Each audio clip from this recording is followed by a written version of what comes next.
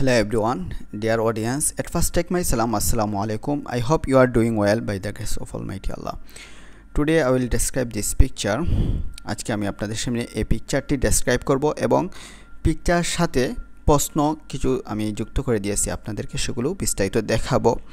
তো ভিডিওটা শুরু করার পূর্বে আমি কয়েকটি কথা আপনাদেরকে বলতে চাই, সেটা হচ্ছে আমি অ্যানালাইসিস করে দেখলাম আমার চ্যানেলে আমার সিলেটের চেয়ে ঢাকার অডিয়েন্স বেশি। আমি ভাবতাম যে আমাদের মনে হয় ওআইটিসি বেশিরভাগ হয়তো সিলেটে, সেই জন্য আমি বেশিরভাগ সিলেটি ভাষায় কথা বলতাম। যাই হোক, আপনারা যারা সিলেটে আছেন আপনাদের কাছে হাম্বল রিকোয়েস্ট, আপনারা অবশ্যই কমেন্ট বক্সে কমেন্ট করে জানাবেন সিলেটকে কোন জায়গা থেকে দেখছেন। অবশ্যই অন্যান্য বাইরেও কমেন্ট করবেন। আরেকটা কথা সেটা হচ্ছে আমরা ওআইটিসির এক্সামকে একটা সামান্য এটা সহজ মনে করি। এটা বিশ্বাস করি যে যারা ওআইটিসি আসে তাদের অনেক লেজি থাকে, ভাবে সে আইএলটিএস যে একটা বড় পেশা, সে চাপ না নেওয়ার জন্য সে ওআইটিসিতে আসে। তবে এটাকে কখনো তুচ্ছ ভাবার কোনো সুযোগ নেই, কারণ এখানে এই ওআইটিসি সমস্ত কিছু নির্ভর করে স্পিকিংয়ের উপর। আর স্পিকিংয়ে আপনার একের ভিতর 4 রেখেছে। এখানে আপনার কিন্তু রাইটিংও আছে, লিসেনিংও আপনাকে ভালো একটা কনফিডেন্স থাকতে হবে, পাশাপাশি স্পিকিং তো অবশ্যই রয়েছে। তো এটা রিডিংয়ের এখানে একটা বিষয় রয়েছে। তো এর ভিতর আমি 4 পাবি। তাই ওআইটিসি স্পিকিং মডিউলকে তুচ্ছ ভাবার কোনো প্রশ্নে আসে না, সেজন্য আপনাকে প্রিপারেশন নিতে হবে। কারণ ইদানিং যারা অরিজিনাল, যাদের স্পিকিং লেভেল একেবারে তাদের কিন্তু রেজাল্ট আসছে না। এটা একটাই কারণ, তাদের প্রিপারেশন নেই। তারা শুধু এই কয়েকটা জিনিস মুখস্থ করে আসছে, আউট অফ টপিক যখন কোনো প্রশ্ন করে তখন সে উত্তর দিতে পারে না, বা অনেক সময় মিসআন্ডারস্ট্যান্ড হয়। তাকে পার্ট 4-এ 7টা প্রশ্ন করবে, দেখা যায় সে 3টা বুঝছে, বাকি 4টা সে বুঝেই নাই, প্রশ্ন বুঝে না, সে শুধু উত্তর দিয়েছে, যেটা আমরা মুখ টেস্ট নিলে বুঝি। এই জন্য আপনাদের কাছে রিকোয়েস্ট, আপনারা প্রতিটা পিকচার পার্ট 4 নিয়ে আমাদের ভিডিওগুলো দেখবেন। আমি গত ভিডিওতে পার্ট 4 সংক্রান্ত কিছু টিপস এবং টেকনিক দিয়েছি। আপনারা যদি সেই ভিডিওটা মিস করে থাকেন, গতকালের ভিডিওটা অবশ্যই দেখবেন। সেটা যদি না দেখে থাকেন তাহলে যদি দেখে থাকেন তাহলে অবশ্যই এই ভিডিওতে কমেন্ট করে জানাবেন। আর যদি না দেখে থাকেন, এই ভিডিওটা দেখার পূর্বে আপনি পূর্বের ভিডিওটা দেখবেন, তারপর এখানে এই ভিডিওটা দেখবেন। কারণ আমরা যে কোনো মৌলিকভাবে যে কোনো পিকচার ডেসক্রাইব করার কিছু টিপস এবং টেকনিক দিয়েছি। চলুন আমরা কথা বিলম্ব না করে এই পিকচারটা আপনাদেরকে একটু দেখাই। দেখুন, প্রথমে আমি এই পিকচারটা এখানে দেখতে পাচ্ছি, সেটা হচ্ছে এখানে অনেকজন মানুষ রয়েছে। তো এখানে মনে হচ্ছে 2জন উমেন আর একজন হচ্ছে ম্যান। তো এভাবে আমার বলার দরকার নেই, আমি সরাসরি বলে দেব। এই পিকচার আমি 3জন মানুষ দেখছি। এখানে আমি 2টা ল্যাপটপ দেখছি, এরপরে হচ্ছে টেবিল আছে, বিভিন্ন ধরনের খাবার, লাইট আছে, যে সুন্দর লাইট, আরটা হচ্ছে রুমের ডেকোরেশনটা খুব সুন্দর। তাহলে আমরা এই যে পূর্বে একটা রুম দেখেছিলাম, সেখানে তারা খাচ্ছে, ওই পিকচারের সাথে সামঞ্জস্য রেখে আমরা কিছু জিনিস বলতে পারি যে in this picture I have seen বা আই হ্যাভ নোটিসড, অবজার্ভ, যে কোনো একটা বলবেন, লটস অফ থিংস অথবা or a number of things, যে কোনো একটা বলবেন, সাচ এজ 3 people বা 3 person, যে কোনো একটা বলবেন।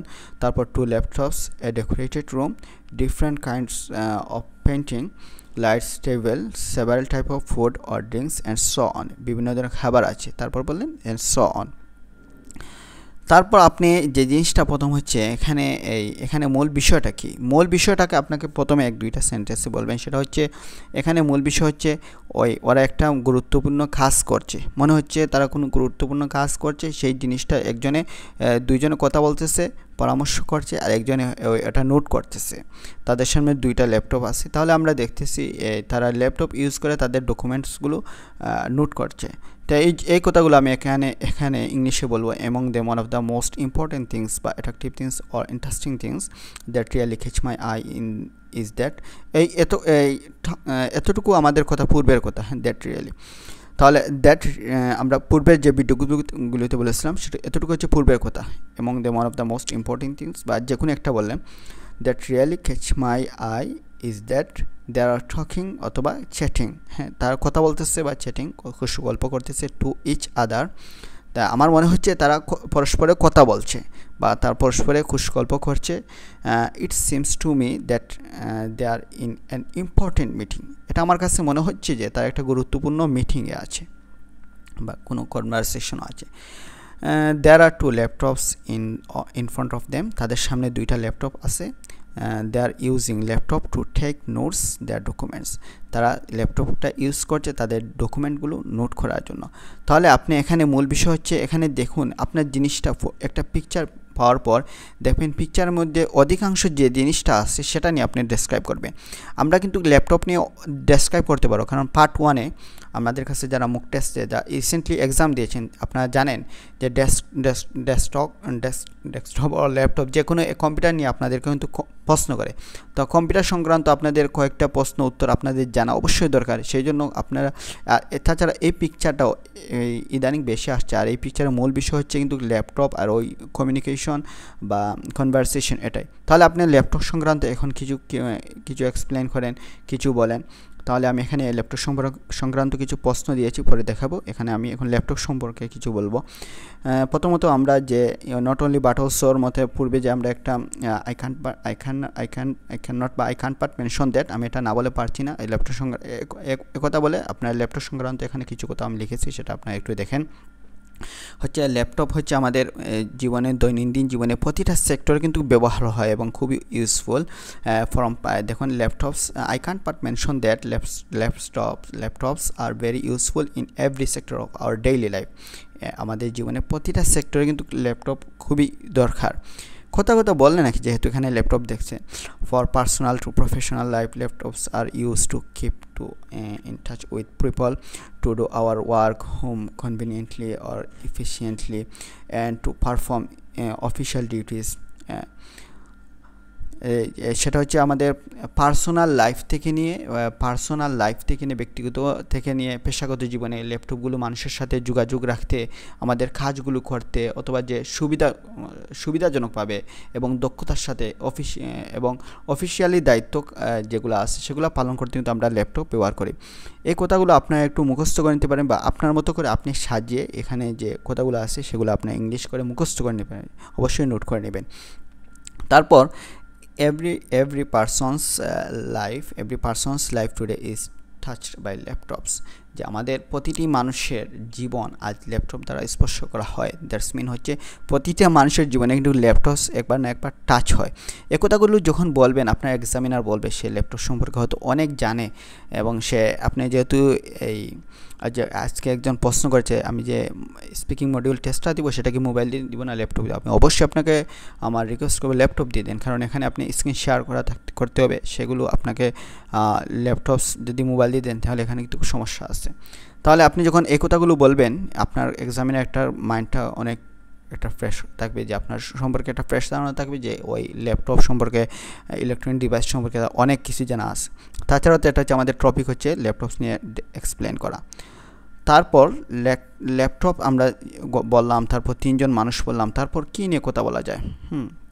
আমরা ইতিমধ্যে জেনে এসেছি ল্যাপটপের পর এখানে আমি একটা জিনিস চোখে পড়ছে, সেটা হচ্ছে মাস্ক। আপনি পরিচিত শব্দগুলো দেখবেন এখানে, দেখুন তারা 3 জনের মধ্যে কিন্তু মাস্ক, ওর এখানে ওই ভদ্র মহিলার দেখা যাচ্ছে, ওই ভদ্রলোকের মুখেও দেখাচ্ছে মাস্ক যেটাই বলেন না কেন। তো এই বিষয় নিয়ে আমরা ইংরেজিতে কিছু কথা বলতে পারি, মাস্ক অথবা মাস্ক। তো দর্শক আপনাদের কাছে একটাই রিকোয়েস্ট, আপনারা অবশ্যই কমেন্ট বক্সে কমেন্ট করে জানাবেন, আর সেটা হচ্ছে আপনারা অবশ্যই লাইক কমেন্ট করবেন এবং আপনাদের বন্ধুবান্ধবের কাছে শেয়ার করবেন। আপনারা দেখতে পাচ্ছেন যে আমাদের রিসেন্টলি প্রায় 300 মতো সাবস্ক্রাইব হয়ে গেছে, আর 1K হতে কিছু বাকি। আপনাদের কাছে একটা হাম্বল রিকোয়েস্ট, আপনারা বন্ধুবান্ধবের কাছে শেয়ার করে 1K ডান করে দেন, তাহলে আমি আপনাদের কাছে কৃতজ্ঞ থাকবো। তারপর আমরা যে মাস্ক নিয়ে কথা বললাম সেটা যে mask apart from this I observe the all mask তারা আমরা দেখছি, এছাড়া আমরা দেখছি তারা মাস্ক পরিধান করেছিল।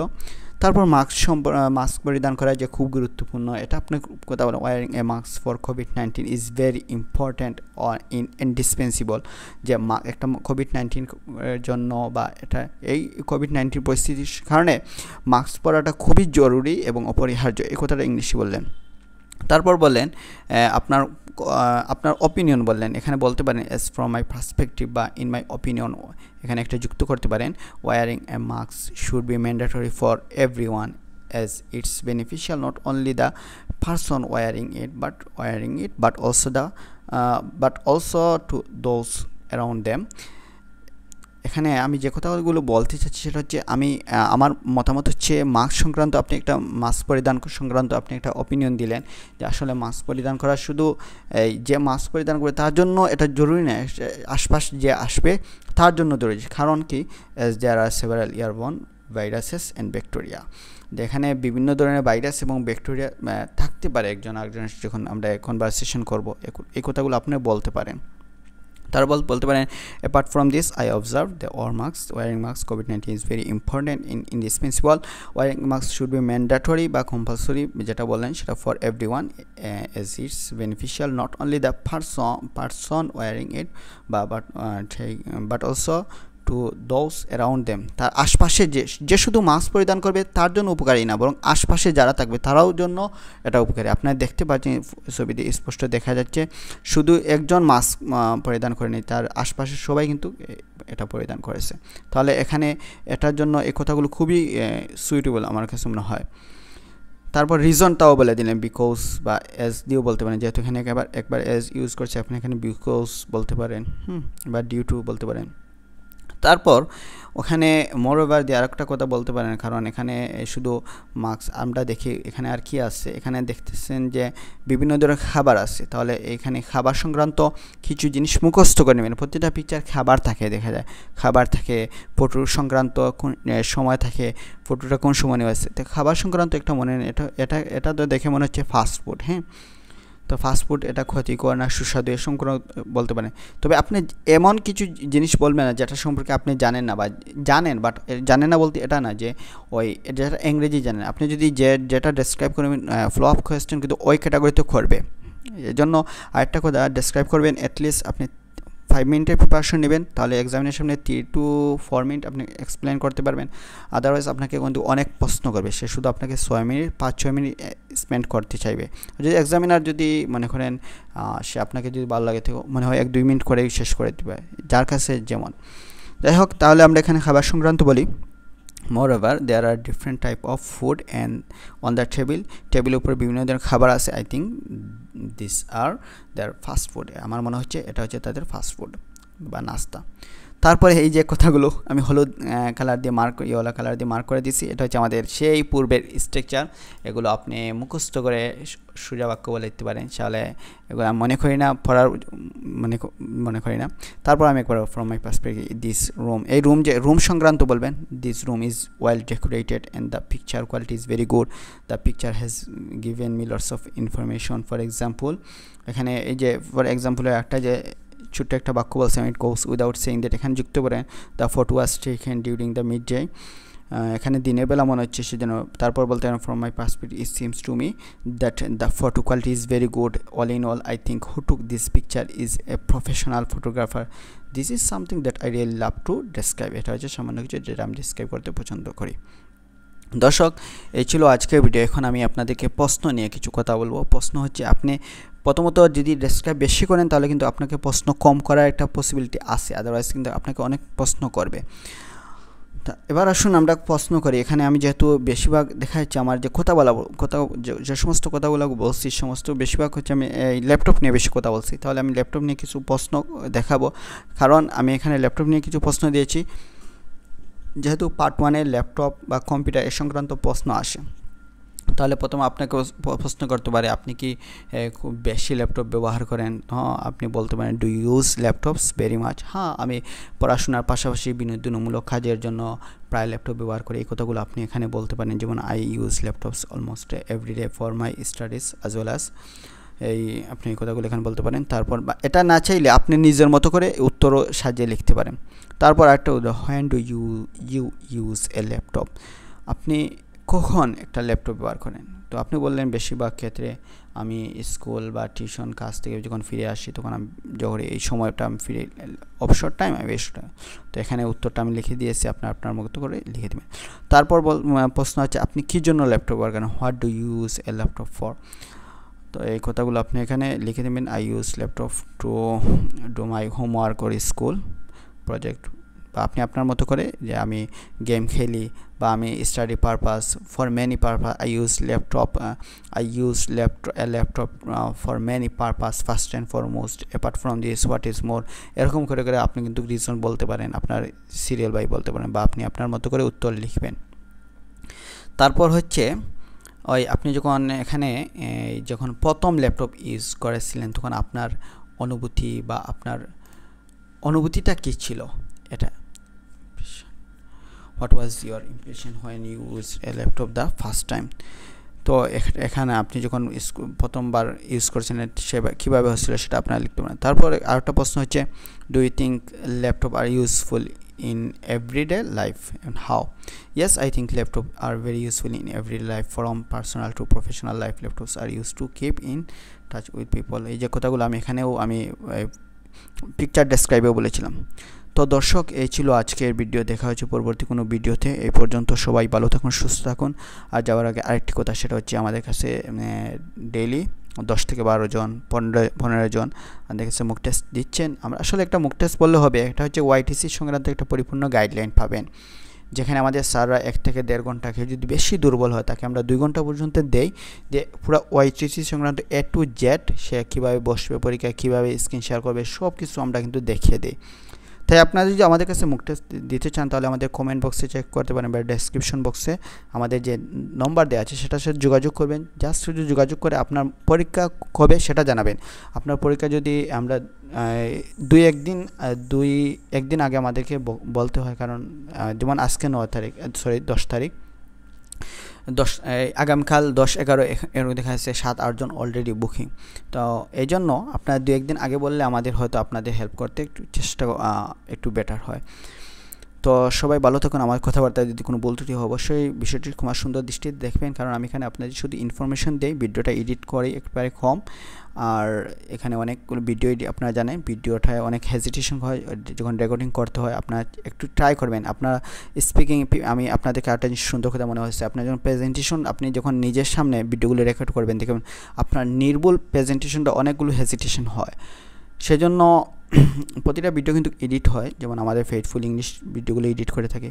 তো এই জন্য আপনাদের কাছে রিকোয়েস্ট থাকবে আপনার এই বিষয়গুলো একটু কমার সুন্দর দৃষ্টিতে দেখবেন, আর আপনার প্রেজেন্টেশনটা আপনি ভিডিও আকারে রেকর্ড করবেন, তো নিজে শুনবেন, দেখবেন ভিডিওটা কীরকম হচ্ছে। সবাই ভালো থাকুন, সুস্থ থাকুন। আর আপনি যদি আমার ফেসবুক গ্রুপে যদি জয়েন না হয়ে থাকেন অবশ্যই জয়েন করবেন। আল্লাহ হাফিজ।